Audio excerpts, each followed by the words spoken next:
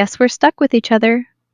When a freak blizzard traps the entire company retreat at a remote mountain lodge, marketing director Naomi Voss finds herself forced to share a cabin with the one man she spent 3 years avoiding, Callum Reyes, the colleague she blames for sabotaging the biggest deal of her career. Snowed in, with no signal, no way out, and old wounds impossible to ignore. Naomi and Callum are pushed into the kind of proximity that cracks open everything they've buried. But the storm outside is nothing compared to the one Callum has been carrying alone for 3 years. And when the truth finally breaks loose, it threatens more than just their fragile new trust. Chumot, snowed in with the wrong person. I knew we were in trouble the moment the shuttle driver said the word impassable like it was a punchline. 23 of us stood in the gravel lot outside Silver Ridge Lodge, breath fogging in the thin mountain air, watching a last van that was supposed to take the overflow group back down to the airport instead reverse spin its tires once in the fresh powder and get swallowed by a wall of white that hadn't been in any forecast I'd checked that morning. I'd checked it 3 times actually, because I always check things 3 times. It's the only way I've found to keep the ground from disappearing under me without warning. They're saying 18 inches by tonight, said Priya from finance, scrolling her phone with the particular franticness of someone whose signal bars had just dropped from 3 to 0. Maybe more. The pass is already closed. Around me, the retreat dissolved into the specific chaos of people who plan quarterly budgets for a living, discovering that nature does not honor an itinerary. Someone from sales was already trying to negotiate with a lodge employee, like the storm might accept a counteroffer.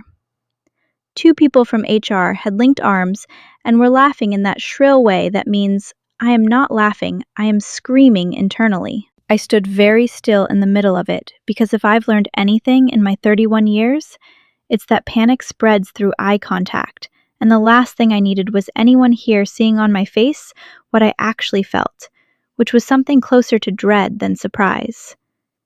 Because I already knew who else was in this lot. I'd been avoiding the knowledge of it for 6 hours, since we'd all boarded the same charter flight out of Denver, since I'd seen him in seat 14C, with his jaw set and his laptop already open like the ground hadn't even finished forming under the plane yet.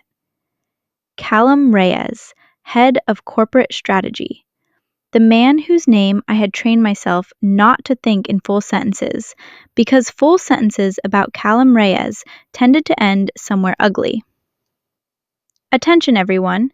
The lodge manager, a broad-shouldered man named Hank, with a beard that suggested he'd weathered several of these before, climbed onto the porch steps and raised his hands. Nobody's driving anywhere tonight, and probably not tomorrow either. Good news is, we've got heat, we've got food, we've got 40 rooms. Bad news is, we booked this place for 23 people, expecting half of you to be day trippers, so some of you are going to be doubling up. A groan went through the crowd, the specific groan of corporate employees realizing their retreat perks had just evaporated. I'll read out the room list once we get everybody checked in. Head inside, get warm, we'll sort it.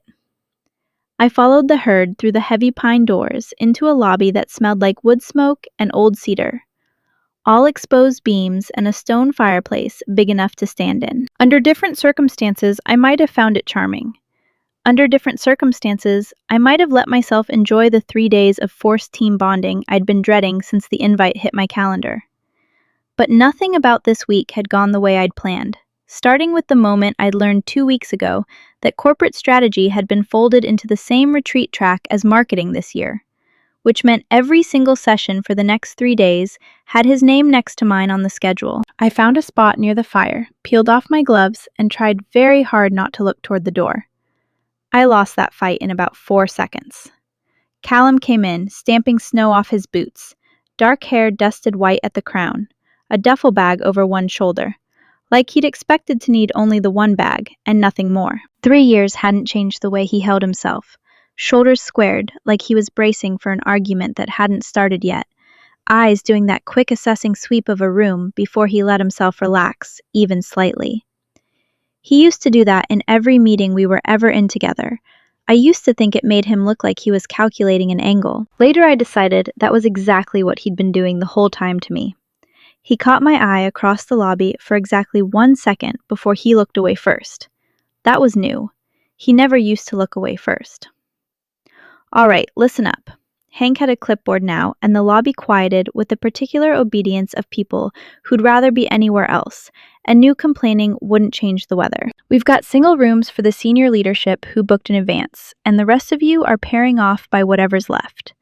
I'm going to read names, you're going to nod, and if you've got a problem with your roommate, you can take it up with the storm. Nervous laughter. I didn't laugh. I was doing math in my head. The kind of math where I counted the number of people I actually knew here and divided it by the number of rooms Hank had said were left. And none of the numbers I came up with felt good. He read through a dozen pairings, 2 admins from ops, 3 guys from sales who seemed thrilled about it, a pair of interns who looked at each other like they'd just been handed a group project with a stranger. My name didn't come up. Neither I realized, with a cold drop in my stomach, did his. Last room, Hank said, glancing at his clipboard with a particular apology of a man who knew he was about to ruin someone's night. Voss and Reyes, room 14. It's the last one with 2 beds, so you're not sharing a mattress, don't worry. A ripple of laughter went through the room that was not, in fact, comforting. I felt every head that knew our history, and there were a handful because office gossip has a long memory, swivel toward me, and then toward Callum, the way people look for the collision after they've heard the crash. There has to be another room, I said, and I heard how tight my own voice sounded. There's the storage loft, Hank said, which has 1 cot and negative 10 degrees of insulation. Or there's room 14. I don't make the mountain, I just work here. Across the lobby, Callum hadn't moved. He was watching me with an expression I couldn't quite read. Not smug, not amused. Something more careful than either, like he was waiting to see what I'd do before he decided what he would. It's fine, I heard myself say, because saying anything else would have required an explanation I wasn't willing to give 23 coworkers in a lodge lobby. It's fine, we're adults. Great. Hank sounded relieved, like he'd genuinely expected worse. 14's up the stairs end of the hall. Dinner's at 7, assuming the power holds. The crowd dispersed into a dozen separate conversations, already forgetting us in favor of unpacking and complaining about lost luggage, and hunting for whatever bars of signal remained. I stood by the fire a moment longer than I needed to, giving myself the space to breathe before I had to walk up those stairs. Callum crossed the lobby toward me. Up close, he looked tired in a way that had nothing to do with the flight. Something worn at the edges that 3 years ago hadn't been there. I can sleep in the lobby, he said quietly. No preamble, no pretending this was normal. I mean it. You don't have to spend 3 nights in a room with me. It would have been easy to say yes. It would have been the version of this story where I kept every wall exactly where I'd built it. But something in me, pride maybe, or the simple refusal to let him see how much the idea of sharing space with him still cost me, made me shake my head instead. You're not sleeping on a lobby couch for 3 days because of me, I said. I'm not that fragile. I never said you were fragile. Something flickered across his face, there and gone. I said I could give you space. I don't need space. That was a lie, and from the way his jaw tightened, I think he knew it too. I need my luggage and a hot shower. Where's the stairs? He pointed, and I walked past him without waiting for an answer, because if I'd stood there 1 more second, I might have said something true. And true things were exactly what I'd spent 3 years training myself not to say to Callum Reyes. Room 14 turned out to be small in the specific way mountain lodges are small. A lot of exposed wood, 2 twin beds with a nightstand wedged between them, a window that looked out on a wall of white that was still falling, thick and silent, like the sky had simply decided to stop being a sky. I set my bag on the bed closest to the door, an old habit, always be closest to the exit, and heard Callum's boots on the stairs a few minutes later. He knocked, which struck me as almost funny, given it was his room too, and I said, "It's your room, you don't have to knock," through the door, and he said, force of habit, and came in anyway with his bag and a laptop case he set on the desk like he intended to work through an apocalypse. We didn't talk much that first hour. He took the bathroom first, at my insistence, and I sat on the edge of my bed listening to the pipes groan and the wind pick up outside, and tried not to think about the last time I'd shared a room with Callum Reyes, which had been a hotel in Austin, 3 years and 4 months ago, the night before everything between us went wrong. I hadn't let myself think about Austin in a long time. I wasn't going to start now. When he came out in a gray thermal shirt toweling his hair, I busied myself unpacking a bag I didn't need to unpack because I needed something to do with my hands that wasn't looking at him. Naomi. My name and his voice still did something to my chest that I resented. For what it's worth, I know how this looks. Us, stuck in a room. I'm not going to make this weird.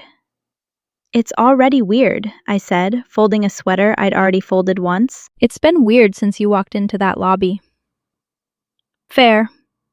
He sat on the edge of his own bed, elbows on his knees, and for a second, he looked less like the head of corporate strategy who'd sat across from me in 100 tense meetings, and more like the guy I used to actually like before everything. We don't have to talk about it. Any of it. We can just get through 3 days. That's the plan, I said. Get through 3 days. He nodded like that settled something and reached for his laptop. And I let the silence sit there between us instead of pushing at it, because pushing at silence with Callum had a way of turning into something I wasn't ready for. It was maybe 20 minutes later, while I was hunting through my bag for a phone charger, that I noticed it. A small leather-bound notebook, the kind you'd buy at a stationery shop, corners soft with age, sitting half-tucked beneath a folded shirt in his open duffel. He noticed me noticing at almost the same second, and in one motion, quick and practiced, he closed the flap of the bag over it and zipped it shut. Sorry, I said automatically, though I wasn't sure what I was apologizing for. It's nothing, he said too fast, and went back to his laptop with the particular stiffness of a man who'd just decided the conversation was over. Old notes, work stuff. I didn't push. I told myself I didn't care. But I noticed the way his hand had stayed flat against the bag for a second too long after he'd zipped it, like he was making sure it would stay shut. And some old stubborn part of me, the part that used to be good at reading him before I decided I never wanted to read him again, filed that away without meaning to. I'm going to see if the dining room has coffee, I said, standing before the quiet in the room could turn into something I'd have to name. You want anything? He looked up surprised, like he hadn't expected me to offer him anything ever again. No, thanks though. I left before he could say more and stood for a second in the hallway with my back against the closed door, breathing like I'd run up 3 flights instead of 1, wondering what exactly was in that notebook that made Callum Reyes, a man I had never once seen, rattled in a boardroom, look for one unguarded second, afraid. I didn't find coffee. What I found instead was Denise from legal huddled by the reception desk with 2 other women I recognized vaguely from all hands meetings. All 3 of them nursing mugs of something that smelled more like emergency tea than coffee, watching the storm through the front windows like it owed them an explanation. Naomi! Denise waved me over with the particular urgency of someone who'd been starved of new gossip for at least 10 minutes. Please tell me you're not actually rooming with Callum Reyes. News travels fast, I said, accepting a mug someone handed me without asking what was in it. Chamomile, apparently, not what I needed. Lodges are small. Everyone heard Hank read the list. Denise leaned in, voice dropping, even though there was no one within 20 feet to overhear. I still don't fully understand what happened between you 2. One year, you're basically running that pitch team together. Next year, he's in strategy, and you 2 don't even make eye contact in the elevator. I wrapped both hands around the mug and said nothing, because the truth was a longer, uglier story than I was willing to hand over as lobby small talk. And because some of it, even now, I still didn't fully understand myself. The Hartlow deal, said one of the other women, Anna I thought from Ops, like she was testing whether the words were safe to say out loud. That's what it was, right? He killed it right before signing. Cost you the Meridian account. It cost the company the Meridian account, I said, more sharply than I meant to. It cost me 2 years of work and a promotion that got quietly reassigned to somebody else 3 months later. So yes, that's what it was. The words came out flatter than I felt them. 3 years of practice sanding down the edges. I'd told this story to myself so many times it had worn smooth a stone I carried in my pocket and rubbed when I needed the reminder. Trust nothing you haven't verified twice, especially people who smile at you in meetings. Did he ever explain? Anna asked. No, that part at least was simple. He didn't. I hadn't demanded an explanation, not really. Not after the first week, when I'd cornered him in the parking garage and asked him point blank why he'd gone over my head to legal and killed the Hartlow Meridian merger the night before signing, 3 months into the deal I'd built from a cold email into the biggest account our division had ever landed. He looked at me then with the same careful, closed expression he'd worn in the lobby tonight and said, "I can't tell you why. You'll have to trust that I had a reason." And I had said something I still, on quiet nights, regretted the cruelty of, and I had walked away, and he had let me. That was the whole story, as far as I'd ever let myself examine it. He'd asked for blind trust from a woman whose entire childhood had taught her that blind trust gets you burned. And when I couldn't give it, he'd let the silence between us calcify into something permanent instead of ever trying again. "Well," Denise said mercifully, changing the subject when she caught the look on my face, "at least the room has 2 beds." "Small mercies," I muttered, and drank the chamomile tea I hadn't asked for, and tried not to think about a leather notebook zipped away like a secret with teeth. Dinner was a strange, forced affair. Long tables pushed together in the dining hall, candles lit when the power flickered for the second time, everyone performing a kind of brittle cheerfulness, because the alternative was admitting we were all a little scared of a storm that had grounded 3 flights and buried the only road out under 2 feet of snow, with more coming. I sat between Priya and one of the interns, deliberately at the far end of the table from Callum, who'd ended up seated near Hank and a knot of sales guys who kept trying to pull him into a conversation and about ski conditions he clearly had no interest in. I caught him watching me twice over the course of the meal. Both times he looked away before I could decide what to do about it. It was somewhere around dessert, a lodge specialty involving too much cinnamon and not enough anything else, that Marcus Webb made his way down the table toward me, with the particular smile he wore when he wanted something. Marcus had been my manager 2 levels up, back during the Hartlow deal, before he'd been promoted sideways into operations, and more recently into the newly created Chief Operating Officer role during this year's restructuring. He was smooth in the specific way people are smooth when they've spent a career learning exactly how much charm a given room requires. And he'd always made a point of remembering my coffee order and complimenting my work in front of senior leadership. And I had, for most of the years I'd known him, genuinely liked him. Naomi Voss. He settled into the empty chair beside me like he owned it. Surviving the room assignment. Surviving, I said. I still think about the Hartlow pitch, he said, shaking his head in what looked like genuine regret. That was some of the best work this division ever produced. Damn shame how it fell apart. It was a strange thing to say, unprompted, 3 years later in a snowed-in dining hall. The kind of comment that on any other night I might not have registered as anything but idle nostalgia. But something in his tone caught just slightly on the word "fell apart," like he'd chosen it carefully to describe something he knew better than most hadn't fallen apart on its own. "It happens," I said, watching him. "Reyes never really explained himself, did he?" Marcus's eyes flicked briefly down the table toward Callum, who was not looking our way, but had gone very still in his chair, the way a person goes still when they're listening hard to something they're pretending not to hear. Strange man. Good at his job, but strange.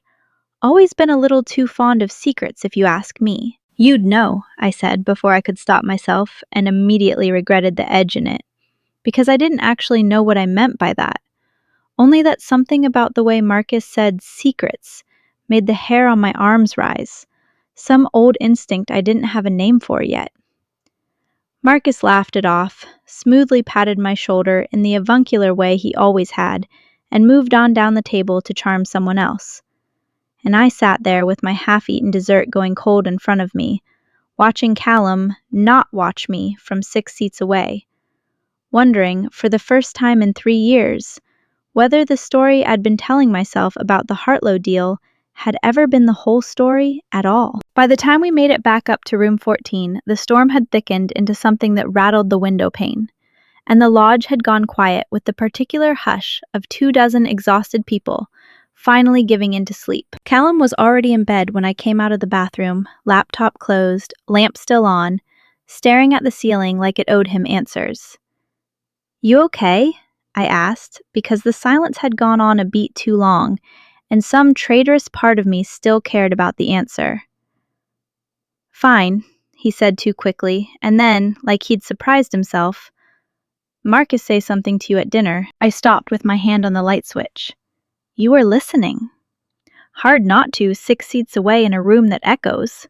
He sat up slightly, propped on one elbow, and in the low lamplight I could see the same careful, guarded look from the lobby settle back over his face like a door closing. "What did he say?" "That you never explained yourself about Hartlow." I watched him carefully. "That you're a little too fond of secrets." Something moved behind Callum's eyes, quick, sharp, gone, before I could name it. "That sounds like Marcus." "Is there something you want to tell me?" I asked, and I heard underneath the question 3 years of things I'd never let myself ask out loud. For a moment, I thought he might actually answer. His mouth opened and something in his shoulders shifted like he was gathering the words. Then, just as fast, I watched him decide against it, watched the old familiar wall go back up, brick by brick, right in front of me. "It's late," he said instead, lying back down, turning his face toward the window and the falling snow. "We should sleep. Big day of forced team building tomorrow." I stood there a moment longer, the light switch cold under my fingers. And then I turned it off and got into my own bed and lay in the dark listening to the wind, thinking about a leather notebook zipped away like a secret, and a man who'd once asked me to trust him blind, and then never gave me a single reason to. Whatever he was carrying, I understood then with a certainty that settled cold and clear in my chest. It was bigger than a merger. And for the first time in 3 years, some small, stubborn part of me wanted to know what it was. Chung-hai, the deal that never happened. I woke to gray light and the particular silence that only comes after a storm has finally decided it's said enough. No wind, no rattling window, just the soft, heavy hush of snow that had buried the world outside sometime while I slept. It took me a full minute lying there with my eyes half open to remember where I was and why the other twin bed 6 feet from mine was already empty, the blanket pulled up with a precision that told me Callum had been awake for a while. I found him downstairs in the dining hall, laptop open in front of a plate of untouched eggs, typing with the particular focus of a man trying very hard to look busy. Around him, the retreat had regrouped into its usual factions. Sales loud near the coffee station. HR clustered by the window, checking phones that still had no signal. A couple of interns playing cards at a corner table. Like this had all become a very strange vacation. "Power's back," Hank announced from the doorway to a small, ragged cheer. "Road's still closed, though. County says maybe 2 more days before plows get up this high." "So," he clapped his hands together, "looks like we're doing the retreat after all. Sessions start at 9, conference rooms through there." The groan that went through the room this time had less to do with the weather and more to do with the fact that a working retreat, it turned out, was worse than a snowed-in one. I got my coffee and sat at the far end of the long table from Callum, out of habit more than decision. And it was there, 20 minutes later, filing into the conference room with a legal pad and a lukewarm cup of coffee, that I discovered the day's schedule had a particular cruelty built into it. Cross-functional strategy session. Marketing and corporate strategy jointly presenting to the leadership team on next year's go-to-market plan. Facilitated according to the printed agenda taped to the whiteboard by Naomi Voss and Callum Reyes. Whoever had built this agenda 3 weeks ago had no idea what they were doing to us. Or they knew exactly and enjoyed it. "Absolutely not," I muttered, staring at the whiteboard. You have a problem with the agenda, Voss? Marcus's voice came from behind me, warm and easy, though there was something in his eyes when I turned that reminded me uncomfortably of the flicker I'd caught at dinner the night before. It's already set. Half the leadership team's expecting this session. We can't exactly reschedule around a blizzard when we're already snowed in. He had a point, infuriatingly. I looked across the room to where Callum stood near the projector, jaw tight, clearly having just discovered the same thing I had. Our eyes met for a second, across the room full of colleagues who all seemed to be watching to see what we'd do. And something passed between us that I could only describe as a shared, silent, reluctant truce. Fine, let's just get through it. The session started well enough, if well enough meant two people who hadn't willingly spoken about work in 3 years managing to divide up a presentation without visible bloodshed. I took the market analysis, he took the competitive positioning, and for the first 20 minutes it almost felt like the old days, the version of us that used to finish each other's sentences in pitch meetings, before Hartlow, before everything. It was Marcus who broke it.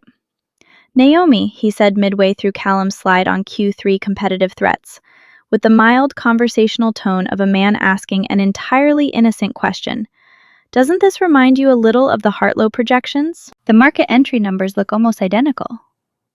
The room went very quiet in the particular way rooms go quiet when everyone present knows exactly what's being invoked and is waiting to see who flinches first. It's a different market, I said carefully, but sure, similar shape. Shame that deal never closed.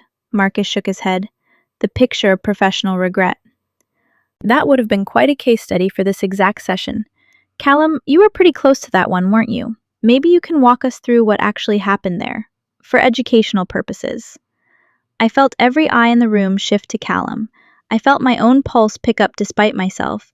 3 years of buried questions suddenly unbearably close to the surface, in front of an audience of 20 coworkers and the entire leadership team. Callum's hand tightened almost imperceptibly on the remote control.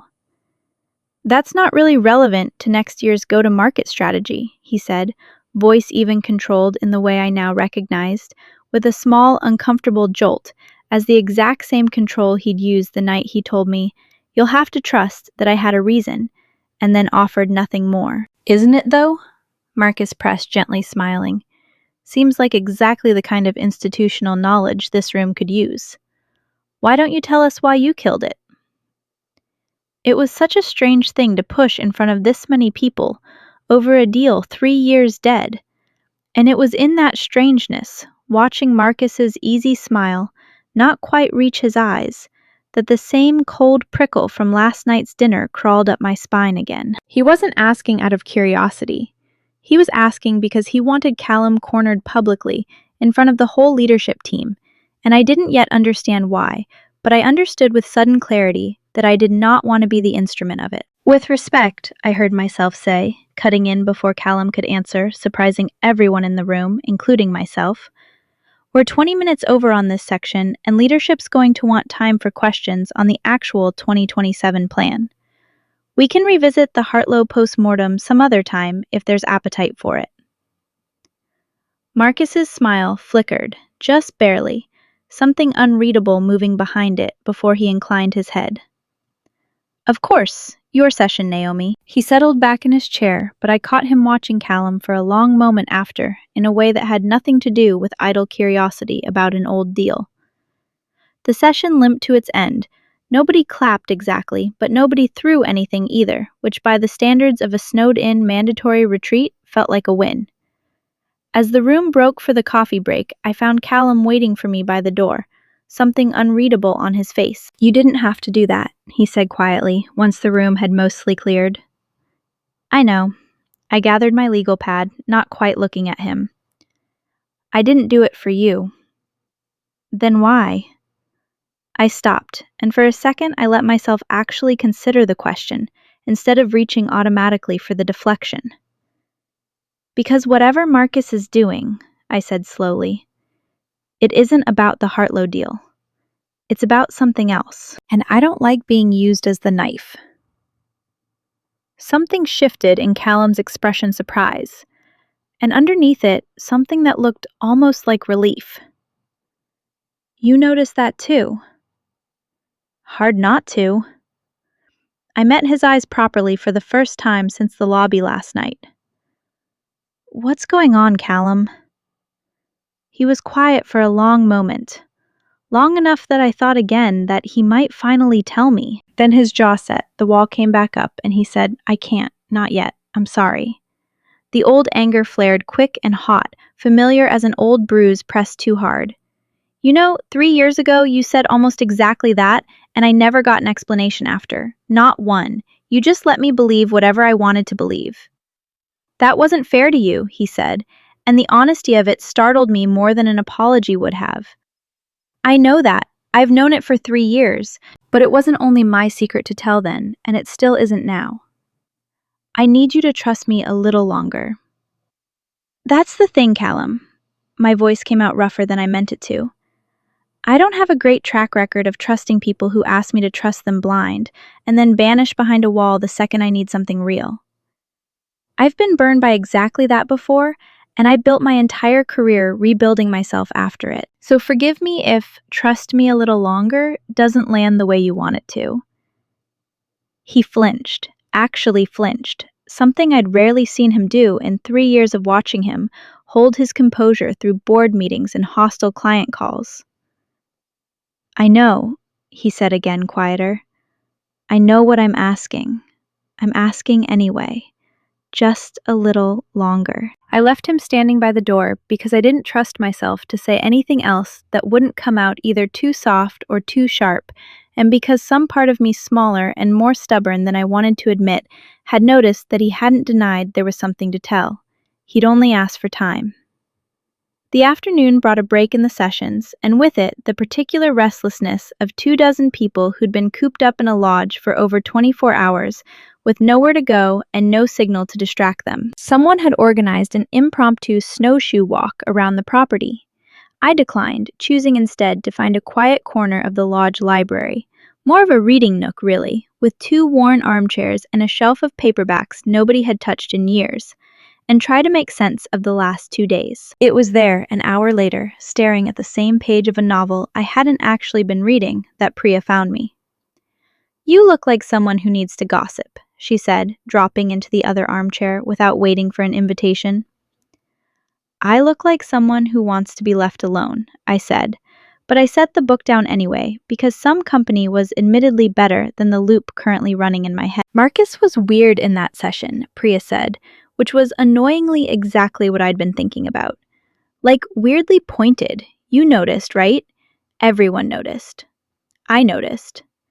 There's a rumor, she said, lowering her voice, glancing around the empty library out of habit more than necessity, that Marcus's whole ops division is on the chopping block in the restructuring announcement next quarter. Half the senior team's jobs are apparently in play. People are saying he's been throwing elbows in every meeting, trying to make himself look indispensable before the axe falls. I turned that over slowly. It didn't fully explain what I'd seen in the conference room, the specific way Marcus had pushed at Hartlow at Callum, like he was probing for a wound he already suspected was there. But it was at least a piece of a shape I hadn't been able to make out before. You think that's connected to Hartlow somehow? I asked mostly to myself. I have no idea, Priya said. I just know corporate gossip when I smell it, and that whole exchange smelled like something. She studied me for a second. You okay? You've had this face since the room assignment. I'm fine. I said the same automatic lie I'd been telling everyone for 2 days, and Priya mercifully let it go. Because that was one of the reasons I actually liked her. But I wasn't fine, and sitting alone again after she left for the snowshoe walk, I let myself actually think about it. About the notebook, zipped away in Callum's bag. About the way he'd gone still and careful the second Marcus mentioned Hartlow. About it wasn't only my secret to tell. A sentence that implied, in a way I hadn't let myself register until just now, that there was someone else's secret tangled up in whatever he was protecting. Someone whose exposure would cost more than just an old deal falling apart. I didn't know yet what that meant, but for the first time in 3 years, I wanted to. I found him again that evening after dinner, in the empty conference room, laptop closed, phone pressed to his ear, standing at the window with his back to the door, and his voice pitched low in a way that made me stop just outside, hand on the frame, before I could announce myself. "I understand that," he was saying, tension coiled tight in every syllable. "I'm not asking you to do anything yet. I'm asking you to hold what you have until I say otherwise. If this comes out wrong, it doesn't just hurt me." A pause, someone speaking on the other end I couldn't hear. "I know the timeline's tight, I know. Just give me until we're off this mountain. Please." I stepped back from the doorway, before he could see me's heart going harder than it had any right to, and made it halfway down the hall before I let myself breathe again. If this comes out wrong, it doesn't just hurt me. Whatever Callum was protecting, it wasn't only his own reputation on the line. And whoever was on the other end of that call had something, evidence, information, some piece of the truth he was trying to keep contained until he judged it was safe to let go. I thought about Marcus's easy smile in the conference room, the specific, targeted way he'd pressed at a 3-year-old deal in front of the entire leadership team. I thought about a leather notebook, soft at the corners with age, and the man who used to sit across the table from me and finish my sentences, before he became someone who spoke in low, urgent voices behind closed doors and asked me to trust him without telling me why. Whatever was coming, I understood standing alone in that hallway, with the storm finally quieting outside. It was coming, whether either of us was ready for it or not. I didn't sleep well that night. Long after Callum had come back to the room, quiet, careful not to wake me, though I wasn't asleep, only pretending to be because I didn't trust what my face might give away if he saw it, I lay staring at the ceiling, replaying the fragment of his phone call on a loop I couldn't shut off. If this comes out wrong, it doesn't just hurt me. Somewhere around 2 in the morning, unable to lie still any longer, I slipped out of bed as quietly as I could and made my way down to the dark, empty kitchen, hoping the lodge kept something stronger than chamomile tea behind the counter. I found instant coffee instead, and was standing at the counter, waiting for the kettle, when I heard footsteps behind me, and turned to find Callum in the doorway, hair rumpled, looking as sleepless as I felt. "Couldn't sleep either," he said, not a question. "No." I busied myself with the kettle rather than look at him directly. Too much on my mind. He hesitated in the doorway a moment, then crossed to lean against the counter a careful few feet away, close enough to talk quietly, far enough to respect whatever boundary he thought I still wanted. "I heard you outside the conference room earlier," he said, surprising me. "Before the call ended. I saw your shadow under the door." Heat rose in my face, caught. "I wasn't trying to eavesdrop." "I know." He rubbed a hand over his jaw, tired in a way that went deeper than 2 nights of bad sleep. "I'm not angry, I want you to know that whatever you heard, it's not what it probably sounded like. It's not something bad I'm doing. It's something bad I'm trying to stop." "Then tell me what it is." I finally turned to face him fully, the kettle beginning to rattle behind me, forgotten. "Callum, I have spent 3 years building a version of you in my head that I was pretty sure I hated, and every hour on this mountain, that version gets harder to hold on to, and I don't know what to do with that. So either tell me something real, or stop giving me pieces that make it worse." He looked at me for a long moment, something raw moving behind his eyes, and for one suspended second, I thought the wall might actually come down. "Soon," he said instead, quiet, almost pleading. "I promise you soon. Just not tonight." "Not until I know it's safe for you, not for me." "Safe for me, how?" "That's the part I can't explain yet," he said, without explaining everything else. "And I need to do this right, or it could blow up on the wrong people." The kettle screamed behind me, and I turned to silence it, giving myself a second to steady my voice before I spoke again. "You keep saying soon. You said something almost exactly like that 3 years ago, right before you disappeared behind this exact same wall for 3 straight years." "I know," he said, and the guilt in his voice was so plain it startled me. I know I don't have the right to ask you to trust that this time is different, but it is. I promise you, Naomi, whatever this costs me, when it comes out, I'd rather pay it than let you keep believing the version of me you've been carrying around. I didn't have an answer for that. Not one I trusted myself to say out loud at 2 in the morning in an empty kitchen with a storm finally breaking outside. So I poured my coffee and he poured his, and we stood there in a silence that wasn't quite comfortable, but wasn't the old brittle silence either. Something new, something neither of us had a name for yet, until the sky outside the small kitchen window began faintly to lighten toward morning. Chương 3. A Piece of the Truth. The power went out completely at 6:47 the next evening, plunging the whole lodge into a darkness broken only by the fireplace and the emergency candles Hank produced from some back closet with the weary efficiency of a man who'd done this before. Outside, the storm that had eased overnight had picked back up with a vengeance nobody had predicted, and the lodge, already strained thin by 2 full days of forced togetherness, gathered around the great stone fireplace in the lobby, with the particular closeness of people who'd run out of separate spaces to retreat to. Someone dug out a deck of cards.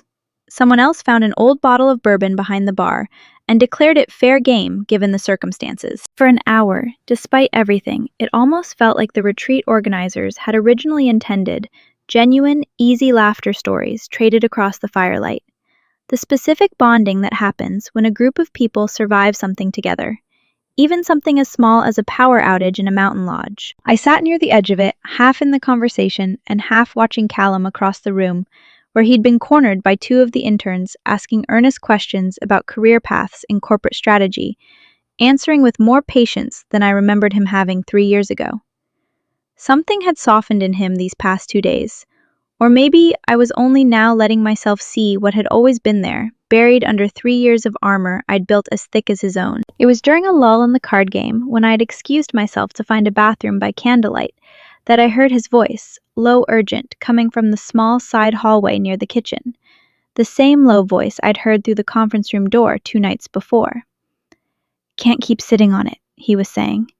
And this time, I recognized the second voice answering him, low and clipped. "Denise from legal. Marcus is already circling. If he finds out you kept a copy..." "I know what happens if he finds out," Callum said, an edge of something like fear in his voice I'd never heard from him before. "That's exactly why I need more time before this goes anywhere. Callum, if he even suspects you filed that report 3 years or not, your career here is over the second he can prove it. You broke confidentiality once already to do it. Nobody's going to care that you were protecting someone. Filed that report." I went very still in the dark hallway, one hand pressed flat against the wall, my heart suddenly loud in my own ears. "She deserves to know," Callum said, quieter now, and something in the way he said she made the floor tilt slightly under me. "After everything, she deserves the truth before anyone else finds it and twists it into something ugly." "Then tell her," Denise said, "before Marcus does it for you and makes you the villain of a story where you were actually trying to save her." There was a long pause and then footsteps, and I barely had time to press myself back against the wall before Denise emerged from the side hallway, nearly walking straight into me in the dark, her candle throwing sudden light across both our startled faces. "Naomi." She recovered fast, professional composure sliding back into place, but not fast enough to hide the flash of alarm in her eyes. "Sorry, didn't see you there." "Neither did he, I'm guessing," I said quietly, nodding toward the hallway behind her. Denise's face did something complicated. Caution, warring with what looked almost like relief, that someone else finally knew there was something to know. "That's not my conversation to have with you," she said carefully. "But for what it's worth, and I probably shouldn't say even this much, you should talk to him. Really talk to him, soon." She left before I could push further, disappearing back into the firelit crowd around the lobby, and I stood alone in the dark hallway for a long moment, the fragments I'd caught arranging and rearranging themselves into a shape I still couldn't quite see whole. Filed that report. Broke confidentiality to do it. She deserves to know. She. Me. I didn't confront him that night. I told myself it was strategy. that, whatever this was, it was bigger and more tangled than a hallway conversation over card games could hold, and I wanted to understand the full shape of it before I said anything I couldn't take back. If I was honest with myself in the quiet of room 14 later that night, lying awake in the dark, listening to Callum's steady breathing 3 feet away, it was something closer to fear.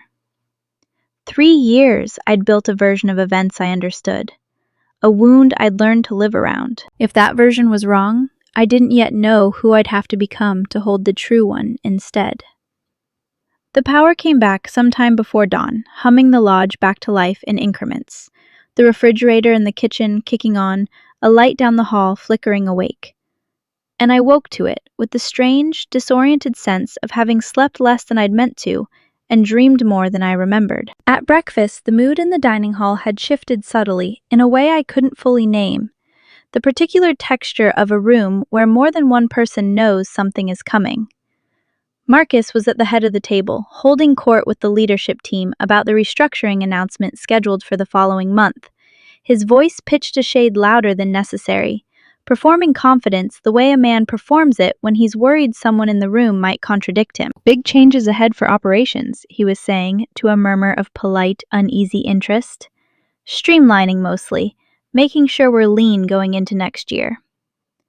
I watched Callum across the table watching Marcus with an expression I now recognized, the careful, guarded stillness of a man deciding how much longer he could afford to wait. It was Priya, oddly, who broke the morning open, sliding into the seat beside me with her tablet miraculously briefly catching a bar of signal off the lodge's restored router, already scrolling through a headline that had apparently broken sometime overnight while the rest of us were snowed in and cut off from the world. "Okay. This is wild," she said, turning the screen toward me. "There's a piece running in the trade press about our restructuring. Anonymous sourcing, but it's got specifics. Apparently, there was a financial irregularity flagged internally a few years back, tied to a canceled acquisition, and it's implying the person who covered it up is still senior leadership. People online are already guessing who." The words landed like ice water down my spine. A financial irregularity flagged internally, tied to a canceled acquisition. Across the table, I watched Marcus's easy performance falter just for a second, just long enough for me to see it, his eyes cutting sharply toward Callum before he smoothed his expression back into practiced calm. And I watched Callum go very still, jaw tight, one hand curling slowly into a fist on the table, before he consciously, deliberately relaxed it. "Small world," I said, carefully watching them both. "That they'd run that piece the same week as our retreat." "Right," Priya said, oblivious to the current running under the table. "Anyway, weird timing." It wasn't weird timing. I understood that with sudden, cold clarity watching Marcus's jaw work as he forced himself back into the conversation, with the leadership team watching Callum's eyes track him with something that looked almost like calculation. Someone had leaked this deliberately now, in the middle of a retreat where the people involved were all trapped together on a mountain with nowhere to run. The question was who, and why now, and what it would cost the people at this table before the storm finally let us leave. I caught Callum alone an hour later in the small mudroom off the lodge's side entrance, where people hung wet gear to dry, ostensibly there to check on my boots, but really there because I'd watched him slip away from the group and followed before I could talk myself out of it. "That article," I said, without preamble, closing the door behind me so we wouldn't be overheard. "It's about Hartlow, isn't it? About whatever you filed a report over." He turned from the row of hanging coats, and for a long moment he didn't deny it, which was answer enough on its own. "How much did you hear last night?" "Enough to know you filed some kind of confidentiality-breaking report 3 years ago," I said, "and that Denise thinks Marcus is circling, and that whatever it is, it involves me. Callum, I heard her say she deserves to know." I know she meant me. Something in his shoulders sagged like a weight he'd been holding had finally shifted, even slightly. "I wanted to tell you before it came out like this," he said, splashed across a trade rag with half the facts wrong and no context. "I wanted you to hear it from me." "Then tell me," I said, and this time it wasn't a demand. It was closer to a plea. Please, whatever it is. I would rather hear the true, ugly version from you than keep guessing at shadows." He was quiet for a moment, gathering himself, and I watched something in his face settle, not quite relief, but the particular steadiness of a man finally choosing to stop carrying something alone.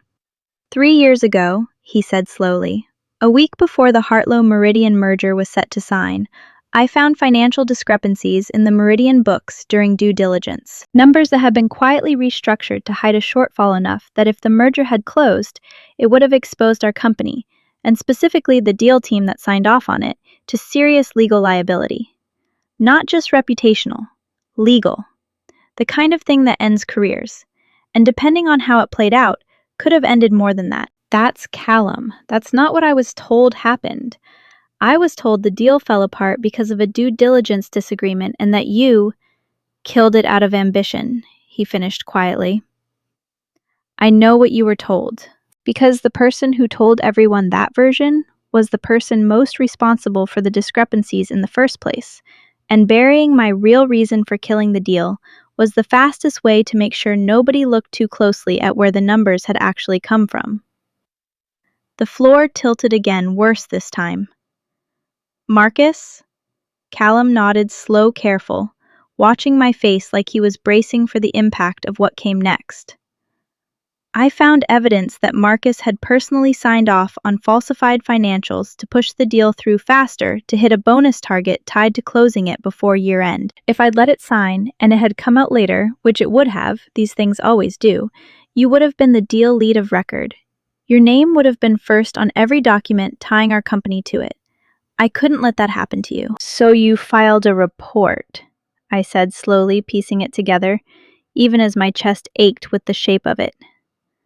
Confidentially to legal, and killed the deal the night before signing, and you never told anyone, including me, because I'd made a promise to keep the whistleblower process confidential, and because I was terrified that if I told you, and it ever came out that you knew and hadn't reported it yourself, it could have implicated you too. I thought I was protecting you by staying silent. I know now that all I actually did was let you spend 3 years hating me for something I did for you, and I am so sorry, Naomi. I should have found a way to tell you sooner. I was a coward about it, and you paid for that.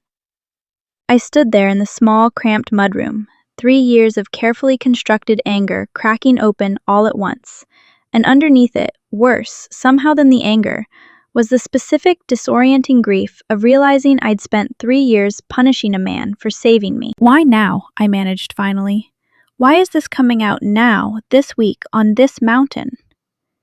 Callum's expression hardened, something grim settling into it. Because I think Marcus knows I still have the original file, the notebook I've kept the details in case I ever needed to prove what actually happened. I think he's been circling it for weeks, ever since the restructuring announcement put his own position at risk. And I think whoever leaked that trade press article did it to smoke me out before I could use it to make it look, if it ever surfaces, like sour grapes from a disgruntled employee instead of the truth. Before I could answer, footsteps sounded in the hallway outside close, and both of us went instinctively quiet. Through the gap under the door, I could see a shadow pause outside. Someone standing very still, very deliberately, on the other side of a door that suddenly felt far too thin. "Callum," I whispered. "The notebook. Where is it right now?" His face went pale in the low mudroom light, and I watched him realize at the exact same second I did that he'd left his bag unattended upstairs in room 14 for the better part of an hour. The shadow outside the door moved away fast, and neither of us waited to see who it belonged to before we were both moving toward the stairs. The email with her name in it. We took the stairs 2 at a time, and I don't think either of us breathed properly until Callum shouldered open the door to room 14, and found, mercifully, impossibly, the room empty. His duffel bag exactly where he'd left it, zipper still closed. He crossed the room in 3 strides and unzipped it with hands that weren't quite steady, and I watched something in his shoulders drop with relief when his fingers closed around the worn leather cover of the notebook, still tucked where he'd left it. "Still here," he said, more to himself than to me, Flipping it open with the quick, practiced motion of a man checking a wound he expected to find worse than it was. Pages of handwritten notes, dates, what looked like printed emails, folded and tucked between the leaves. Nobody's touched it. That doesn't mean nobody tried, I said, my heart still hammering from the stairs, from the shadow outside the mudroom door, from everything he'd just told me downstairs that I hadn't fully had time to feel yet. Callum, someone was listening outside that door. If it wasn't after the notebook, what was it? He didn't answer, because at that exact moment, the door to room 14, which neither of us had thought to lock behind us in our rush, swung open, and Marcus Webb stepped inside like a man who'd expected to find the room empty and was recalibrating fast at finding it wasn't. Naomi, Callum. His voice was pleasant, easy, the same practiced warmth from the dining hall, but his eyes went immediately, unmistakably, to the notebook still open in Callum's hands, and something cold and calculating moved behind his smile. Didn't expect anyone up here. I was actually looking for you. Callum wanted to talk about that piece in the trade press. Ugly business speculation like that. Thought maybe you'd want to get ahead of it, clear the air with leadership before it spirals. That's an interesting offer, Callum said, voice very steady. From the person who's been trying for 2 days to get me to explain Heartlow in front of an audience. Marcus's smile didn't waver, but something in his posture shifted, a subtle recalibration toward defense. I don't know what you're implying. I think you do. Callum's grip tightened almost imperceptibly on the notebook. I think you've known for 3 years that I found the discrepancies in the Meridian financials before they signed. I think you've spent 3 years hoping the report I filed would stay buried in confidential channels forever. And now that the restructurings put your job on the line, you're worried it won't. The room went very quiet. Outside, I could hear the muffled sounds of the lodge below. Voices, someone's laughter, the ordinary hum of people who had no idea what was happening 2 floors above them. I filed the report 3 years ago, Callum said, his voice gaining steadiness with every word, like a man who'd finally decided he had nothing left to lose by saying it plainly. Documenting falsified financials in the Meridian acquisition tied directly to signatures matching yours. I killed the deal to keep the company and Naomi, whose name was on the paperwork as deal lead, from being exposed to the fallout when it eventually surfaced. I kept it confidential because I was bound by the whistleblower process and because I believed wrongly that silence was protecting people. I've kept the original documentation ever since, because some part of me always knew this day might come. Marcus's easy composure had drained away entirely, now replaced by something harder, more desperate. You have no proof any of that ties back to me specifically. Falsified numbers, sure, but plenty of hands touch those files. I have your signature, Callum said quietly, on the internal transfer authorization that moved the shortfall out of the books 3 weeks before due diligence. I have the email you sent instructing the finance team to streamline the presentation before the board review. I have all of it dated, documented exactly the way the whistleblower policy required me to preserve it. I stood frozen near the window, watching a man I'd spent 3 years believing I understood completely reveal himself, piece by piece, to be someone else entirely. Someone who had, at real personal cost, protected me from a fallout I'd never even known existed. You should have burned that notebook years ago, Marcus said, low, and something in his voice had gone from smooth to genuinely dangerous. For your own sake, if this comes out, it won't just be my career that ends. People will ask why you sat on it for 3 years instead of reporting it properly through the board. They'll ask what else you were hiding. You'll look just as guilty as I do. Maybe, Callum said, and I heard under the calm a genuine fear I recognized from the kitchen 2 nights ago.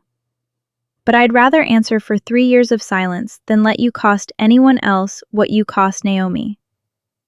It was in that moment, Marcus's face twisting with something between panic and fury, his eyes darting to the notebook still in Callum's grip, like he was calculating whether he could physically take it, that I finally understood exactly how much danger this had put Callum in.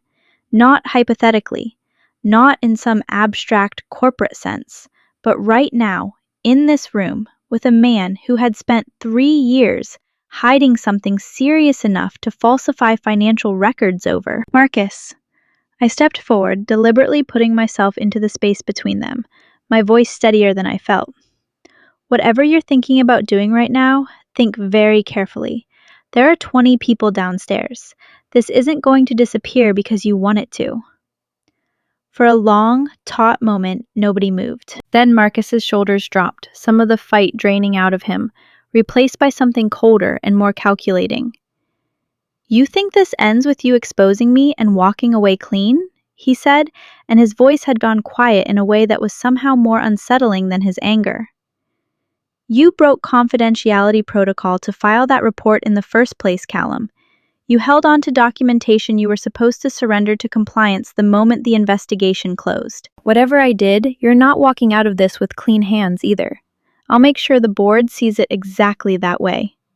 He left before either of us could respond, the door swinging shut hard behind him, and the silence he left in his wake felt heavier than anything that had been said. He's not wrong, Callum said finally, sinking down onto the edge of the bed, the notebook still clutched in his hands, like something he needed to hold on to stay upright. About the protocol. I was supposed to surrender all of this to compliance once the internal investigation closed. I didn't. I kept it because some part of me always suspected Marcus would find a way to bury it permanently if I let it out of my hands. And because... He stopped jaw-working. Because what? I asked quietly, sitting down beside him, closer than I'd let myself sit in 3 years. Because I told myself I was keeping it in case I ever needed to protect you, he said. If it ever came out and you got dragged into it unfairly. But if I'm honest, some of it was just I didn't know how to let it go. Every time I thought about handing it over and closing the door on it, I thought about you finding out the truth some other way, secondhand, twisted, without me there to explain it properly. I think I was holding on to it as a way of holding on to some version of setting things right with you, even when I didn't believe I'd ever get the chance.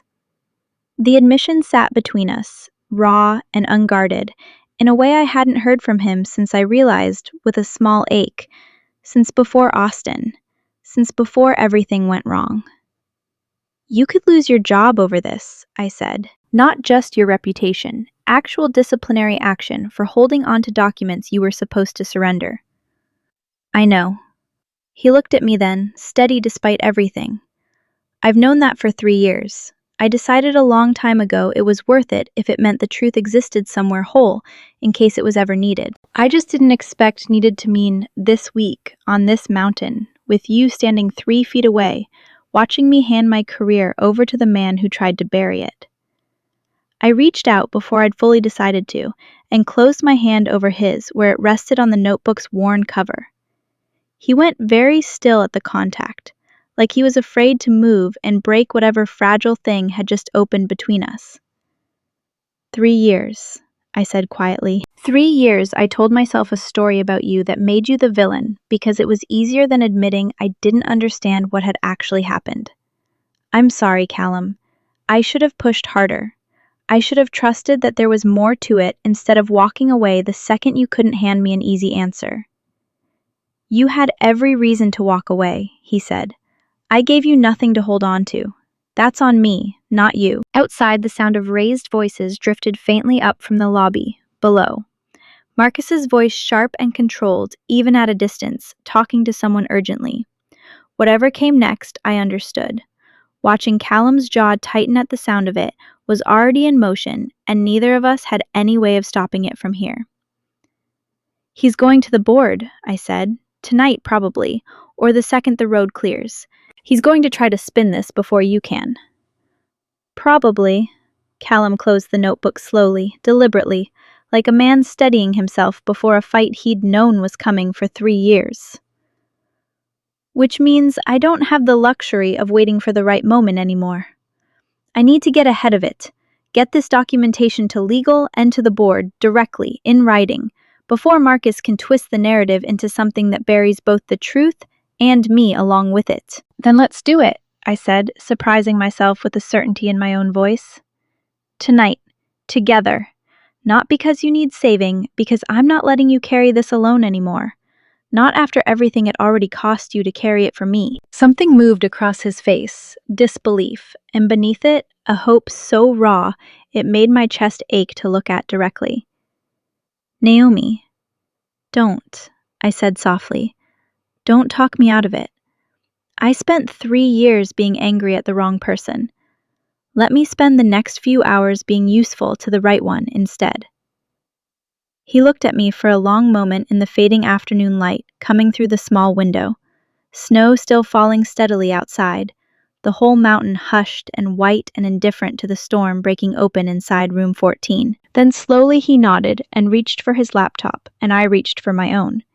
And for the first time in 3 years, we sat down to work on the same side of something. But even as we began drafting the email that would go to legal and the board the moment we had signal, laying out documentation Callum had guarded for 3 years at genuine personal cost, I felt the shape of what was still unresolved pressing at the edges of the room.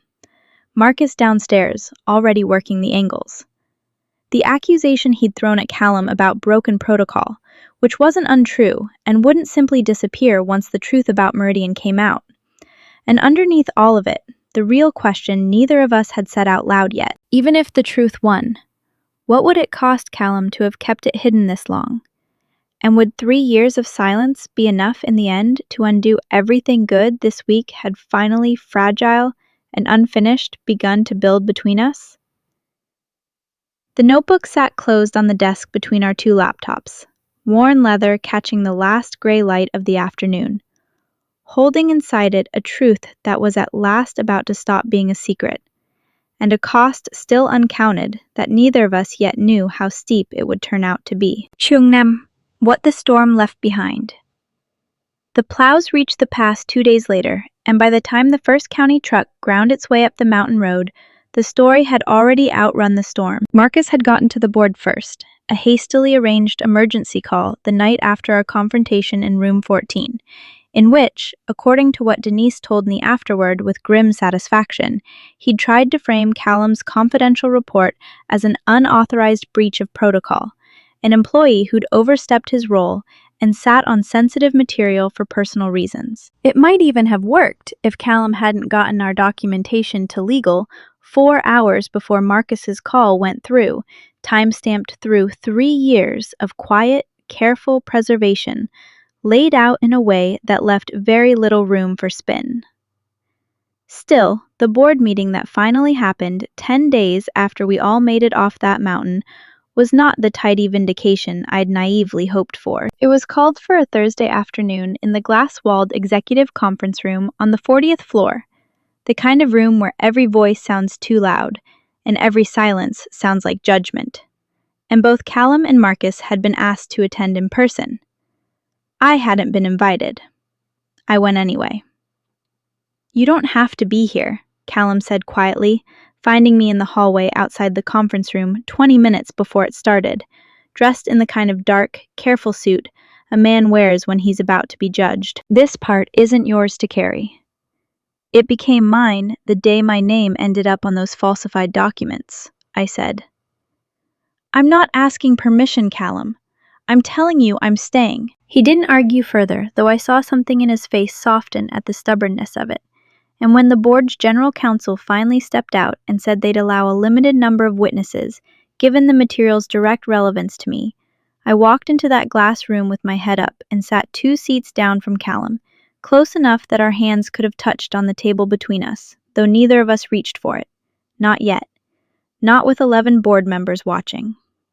Marcus fought, I'll give him that. He fought hard, with the same smooth, practiced charm he'd used on all of us for years, trying to reframe 3 years of falsified numbers as an unfortunate but innocent restructuring of presentation formatting, trying to paint Callum's confidential report as the unauthorized act of a resentful subordinate trying at one particularly ugly moment to suggest that my own closeness to Callum this week called the credibility of the whole documentation into question, an insinuation that made my face burn with fury even as I forced myself to sit still and let the actual evidence speak instead of my own anger.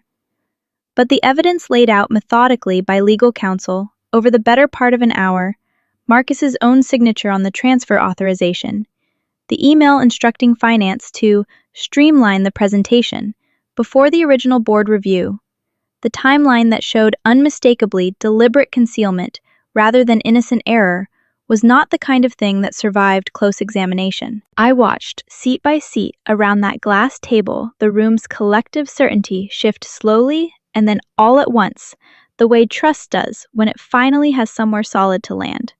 It was not, in the end, a clean or satisfying collapse. Marcus did not break down and confess. He left the room when it finally ended with his jaw set and his composure mostly intact, informed by general counsel that he was being placed on immediate administrative leave, pending a full independent audit, a process I would learn later that took another 4 months and ended eventually in his formal termination and a settlement that kept the ugliest details out of the press, a resolution too slow and too quiet to feel like the reckoning I'd wanted for him in the heat of that room, but real all the same. Callum did not walk away entirely clean either, and that too was not the story I'd have written if I'd been in charge of the ending. The board's independent counsel found separately that he had indeed violated the company's document retention protocol by keeping the original file rather than surrendering it to compliance 3 years earlier, and while they credited his motive and ultimately declined formal termination, he was issued a written disciplinary action and removed for the next fiscal year from consideration for the VP promotion track he'd quietly been on the shortlist for. I found him afterward on the building's rooftop terrace, the one nobody used in winter, standing at the railing with his tie loosened and his coat collar turned up against the cold, looking out over a city skyline neither of us had seen properly in over a week. "They're keeping you," I said, coming to stand beside him. "That's something." "They're keeping me with an asterisk," he said, not quite bitter, more tired than anything. "No promotion track this year. A formal write-up in my file that'll follow me around for a while." He glanced at me sideways. "I knew that was the likely cost going in. I don't regret it." "I know." I wrapped my coat tighter against the wind. "I still hate that you're paying for protecting me." "I'd pay it again," he said simply, and the certainty in it settled something in my chest that had been unsettled for 3 long years. The trouble came a week later, when the promotion committee, moving faster than anyone expected, eager, I suspected, to close out the whole ugly episode with a clean administrative story, announced that Callum's role would be temporarily absorbed into a restructured strategy division, and that his direct reports would in the interim report instead to me. It should have felt like vindication. Instead, it felt like a fresh complication neither of us had planned for, and it was in the middle of an entirely ordinary Tuesday status meeting, the first time in 3 years we'd sat on the same side of an org chart instead of opposite it, that I watched him try and fail to draft a strategy memo that would normally have taken him 20 minutes, distracted in a way I recognized because I felt exactly the same distraction sitting 3 feet away from him for 8 hours a day. "This isn't working," I said finally after the 3rd time he'd started the same sentence and abandoned it, closing my laptop in the small, glass-walled conference room we'd been sharing all week. Not the arrangement, us, pretending the last 2 weeks didn't happen, going back to being careful colleagues who don't talk about anything real. "What do you want instead?" he asked. And there was something guarded in it, a man bracing for a door to close again, the way it had 3 years ago. "I don't know yet," I admitted. "I know I don't want to go back to hating you for something you didn't do. I know I don't want to spend the next year sitting 6 feet from you pretending I don't think about the mountain every single day." I hesitated, and then, because I'd promised myself on that snowed-in second night that I would stop letting fear make my decisions for me, I kept going. "I know that when Marcus tried to twist what happened between us in that boardroom into something ugly, the thing that made me angriest wasn't the insinuation. It was that some part of me wished it were true." He went very still, watching me with an expression caught somewhere between disbelief and something far more fragile. "Naomi." "Let me finish." My heart was going hard, but I held his eyes. "I think I've spent 3 years so afraid of being wrong about someone again that I never let myself really look at what was actually there between us before Hartlow. I think if I'm honest, it scared me more than the deal falling apart ever did." For a moment, neither of us moved. Then Callum stood across the small space of the glass conference room and stopped close enough that I had to tilt my head up to hold his gaze. "I've thought about that morning in the kitchen every day since," he said quietly. "The 2 a.m. coffee. I almost told you everything right there. I think some part of me has been trying to find my way back to that moment ever since." "So, find your way back," I said, softer than I meant to. He reached out slow, giving me every chance to step back if I wanted to, and when I didn't, his hand came to rest against my jaw. Careful, like he still couldn't quite believe he was allowed. "If I kiss you right now," he said, in a glass-walled conference room in the middle of a Tuesday, with half of strategy able to see us through that window.